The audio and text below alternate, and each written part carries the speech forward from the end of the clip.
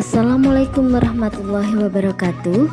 Saya Wulandari dari SMK Negeri 1 Gempol, JKP Angkatan 7 akan memaparkan tentang koneksi antar materi, kesimpulan dan refleksi modul 1.1. Salam dan bahagia.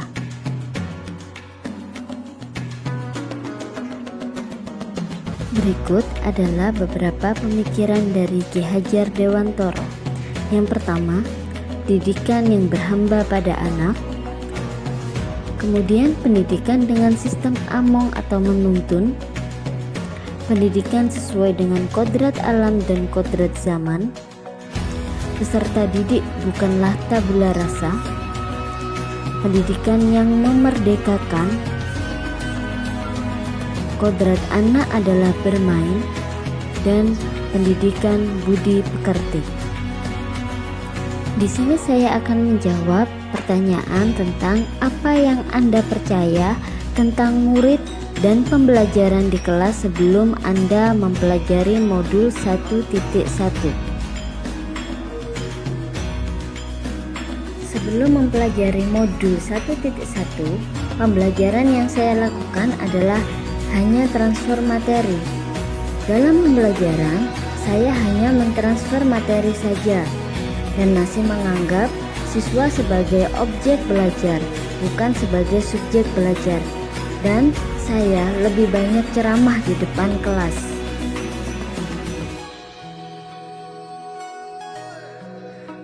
Dan yang kedua adalah sebagai kertas kosong.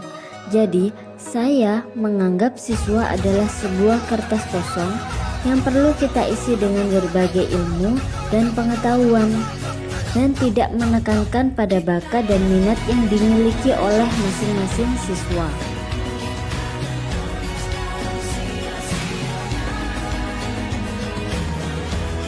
Yang selanjutnya, pembelajaran monoton.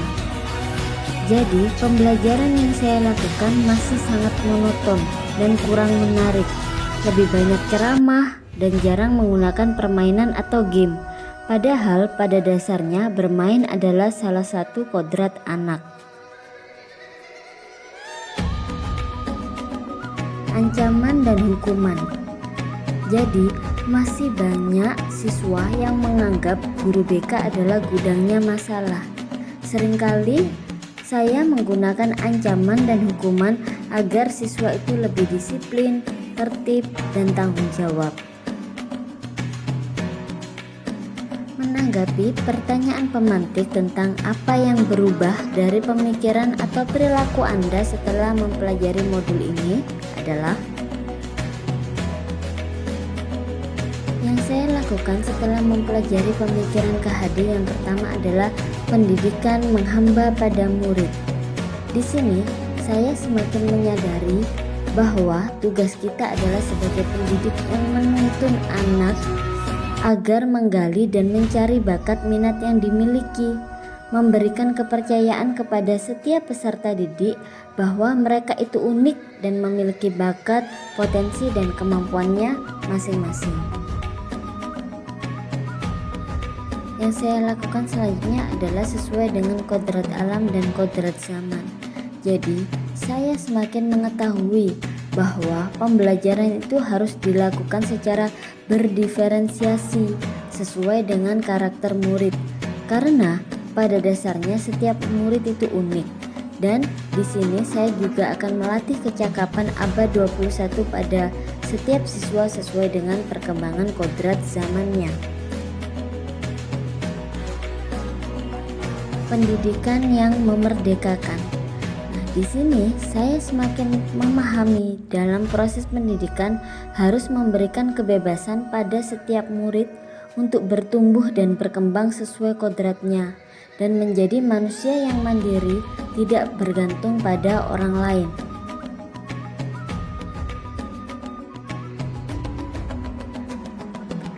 Yang saya lakukan setelah mempelajari pemikiran KHD selanjutnya adalah anak bukan tabula rasa. Di sini saya menjadi paham ternyata anak bukanlah kertas kosong yang bisa digambar sesuai keinginan kita. Anak lahir dengan kekuatan kodrat yang masih samar-samar. Kita sebagai pendidik bertugas memfasilitasi anak untuk menebalkan garis samar-samar agar anak menjadi manusia seutuhnya. Apa yang dapat segera Anda terapkan agar kelas Anda mencerminkan pemikiran KHD? Pembelajaran yang akan segera saya terapkan adalah: yang pertama, membuat pohon kekuatan atau potensi siswa. Yang kedua, pembelajaran yang menuntun bukan menuntut. Kemudian yang ketiga, membuat media pembelajaran yang menarik yang dikemas dalam sebuah game atau permainan dengan mengaitkan kearifan lokal agar siswa dapat mengenali, melestarikan, dan mengembangkan kebudayaannya. Yang keempat, saya akan merancang pembelajaran yang menyenangkan sesuai dengan kebutuhan agar mencapai kemandirian peserta didik. Dan yang terakhir adalah menanamkan budi pekerti melalui pembiasaan seperti datang tepat waktu, bersalam dan bersapa, menanamkan rasa sopan dan santun, saling membantu teman, gotong royong, dan aktif dalam kegiatan keagamaan. Tujuannya adalah agar mereka bisa menjadi manusia yang humanis, selamat, dan bahagia.